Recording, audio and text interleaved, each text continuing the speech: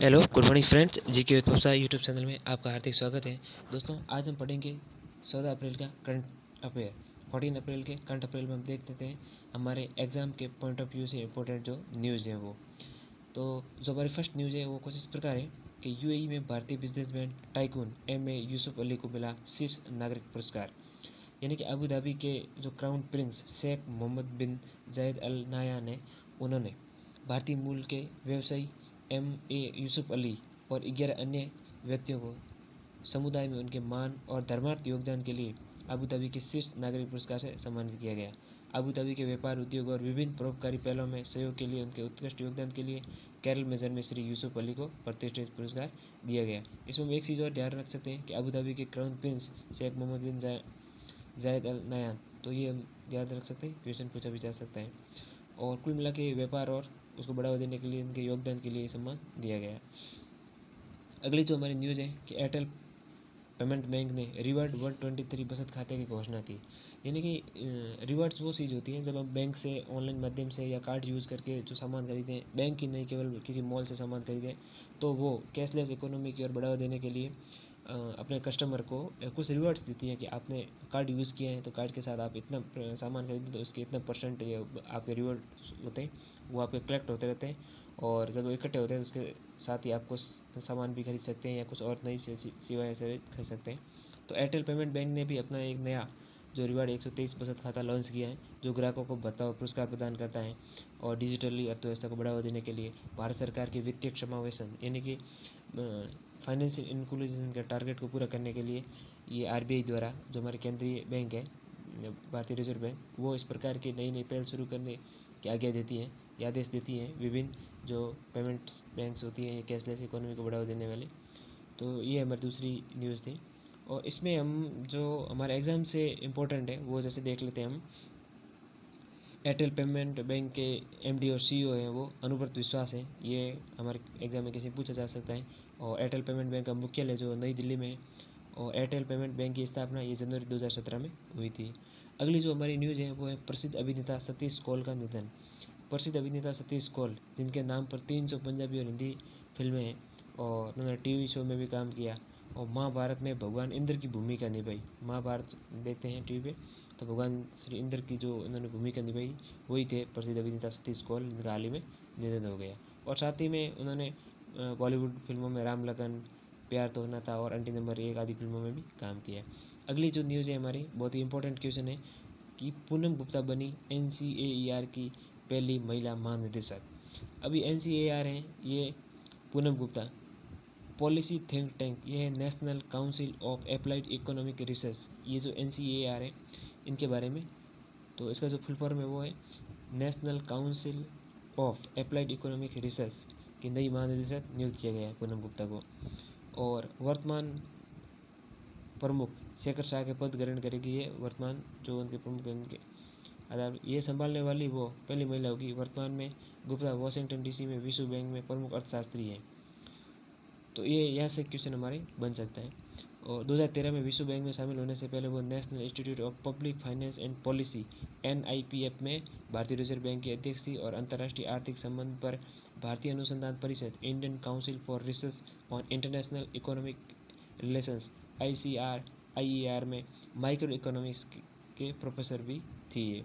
फिर आती है NCAER का मुख्यालय, तो ये नई दिल्ली में स्थित है और NCAER की स्थापना 1956 में हुई थी। हमारे यहाँ से कुछ फैक्ट पूछे जा सकते हैं जो हम ध्यान में रख सकते हैं। अगली जो हमारी न्यूज़ है वो है रूसी वैक्सीन स्पुतनिक 5 को भारत में इमरजेंसी उपयोग को मंजूरी मिली। यानी कि केंद्रीय दवा नियामक DGCA ने रूसी जो वैक्सीन है स्पुतनिक 5 के आपातकालीन उपयोग प्राधिकरण को मंजूरी दे दी है। कोविशील्ड और कोवैक्सीन के बाद दवा नियामक और आपातकालीन उपयोग प्राधिकरण प्राप्त करने वाला यह तीसरा टीका बन गया है। इस वैक्सीन को Gamaleya national institute research institute of epidemiology and microbiological द्वारा पिछले साल रूस में विकसित किया गया था। और ये स्पुतनिक के बारे में अब डिटेल से भी पढ़ सकते हैं।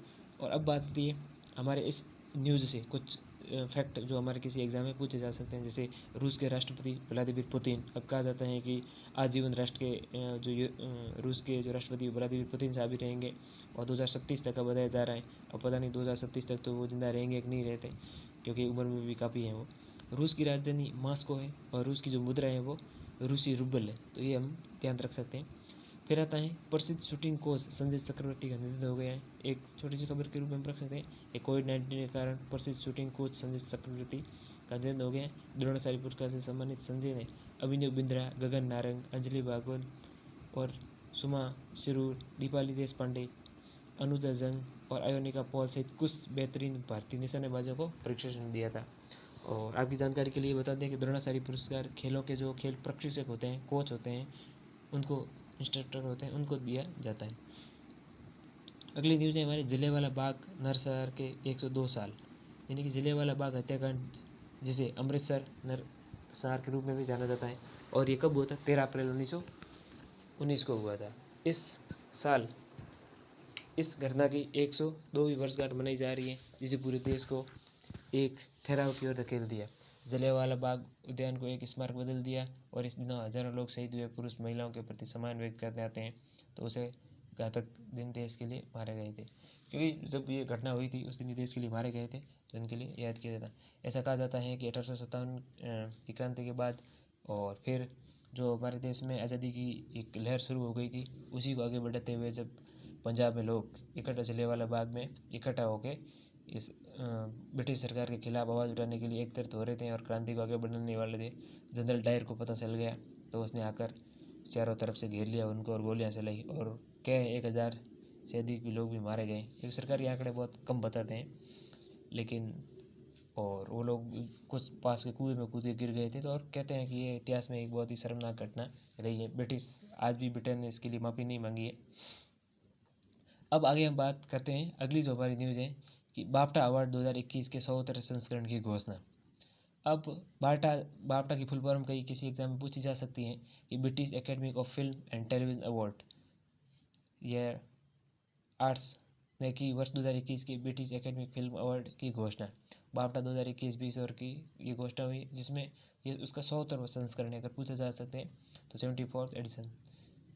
अधिकांश नामांकन हुए वो अमेरिकी ड्रामा नोमैडलैंड नाम की जो ड्रामा है उसके लिए हुए अधिकांश नामांकन, और British coming of age a drama Rocks के लिए भी अधिकांश नामांकन हुए। लेकिन विजेता की सूची इस प्रकार है कि सर्वश्रेष्ठ जो फिल्म चुनी गई वो वही नोमैडलैंड जो अमेरिका की थी, और सर्वश्रेष्ठ निर्देशन क्लो जाओ, ये नोमैडलैंड के ही है, मतलब नोमैडलैंड फिल्म के क्लो जाओ सर्वश्रेष्ठ निर्देशक हैं।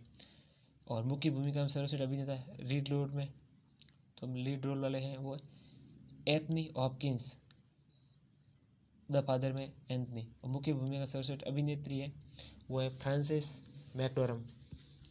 तो हम 4 ध्यान रख सकते हैं, मुख्य एक्टर और एक्ट्रेस का ही हमें ध्यान रखना है। तो जो एक्टर है वो तो एंथनी हॉपकिंस है, और एक्ट्रेस है जो फ्रांसिस मैकडोरम है, और ख़ास करके मूवी है जो वो नोमैडलैंड, ये हमें याद रखनी है। आगे बाकी इतनी पूरी डिटेल हमें देखने की कोई ज़रूरत नहीं, हमें इनमें से जो एक या बाफ्टा की फुल फॉर्म हो गई, एक तो क्वेश्चन जो इंपॉर्टेंट बनते हैं वो ध्यान में रखने। फिर आता है चुनाव आयुक्त सुशील चंद्र होंगे देश के अगले मुख्य चुनाव आयुक्त।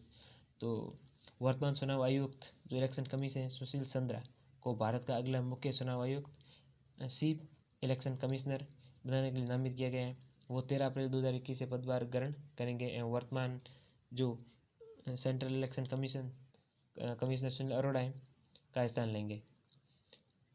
और अब हम भारतीय जो चुनाव आयोग इसके बारे में देख लेते हैं। जो मुख्य न्यूज़ है कि चुनाव आयोग का गठन है वो 25 जनवरी 1950 को हुआ था, और 25 जनवरी को चुनाव या मतदाता दिवस मनाया जाता है।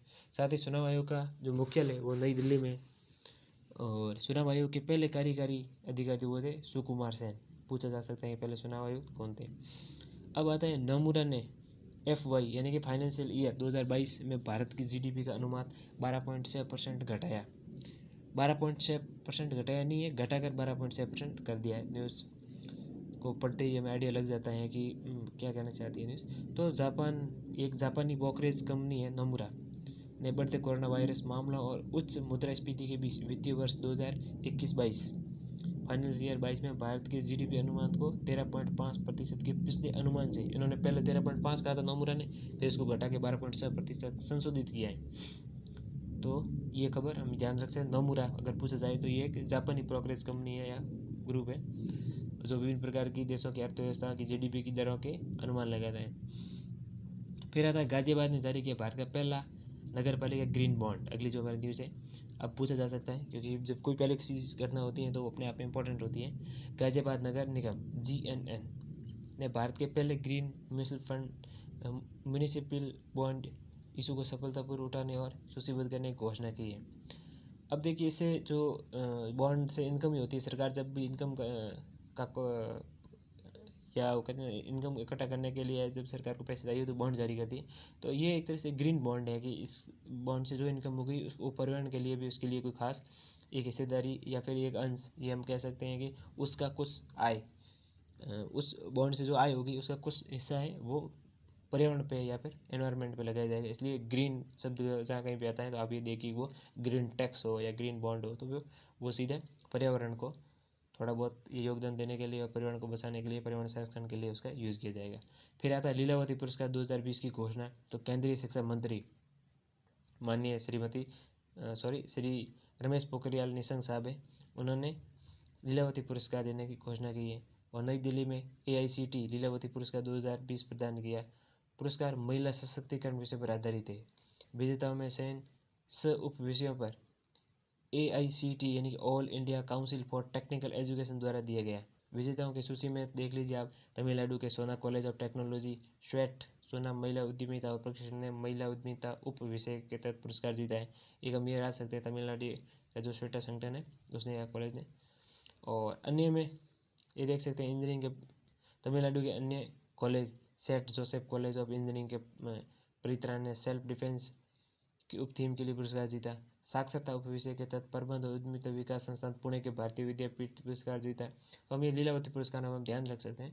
और फिर महिला स्वास्थ्य उप विषय के तहत लीलावती पुरस्कार WIT महिला स्वास्थ्य संघ द्वारा Walchand institute of technology Maharashtra ने जीता।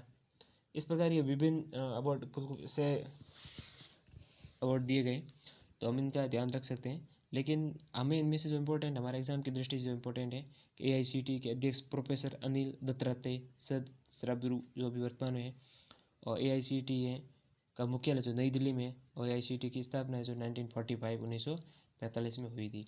तो इस प्रकार आज हमने 14 अप्रैल की जो मुख्य खबरें या इम्पोर्टेंट जो करंट अफेयर है उनको देखा कि हमारे आने वाले भविष्य के एग्जाम इनमें से अगर क्वेश्चन आए तो हम उसको सॉल्व कर सकते हैं। साथ ही विभिन्न प्रतियोगी परीक्षाओं में जो करंट अफेयर आता है उसको हमने आज 14 अप्रैल का जो करंट अफेयर उसके रूप में देखा है। तो निश्चित तौर पर इस वीडियो से आपको कुछ सीखने को मिला ही होगा। अगर आपको वीडियो पसंद आया हो तो इसको लाइक करिए, शेयर कीजिए, कमेंट कीजिए और चैनल को सब्सक्राइब कीजिए। धन्यवाद।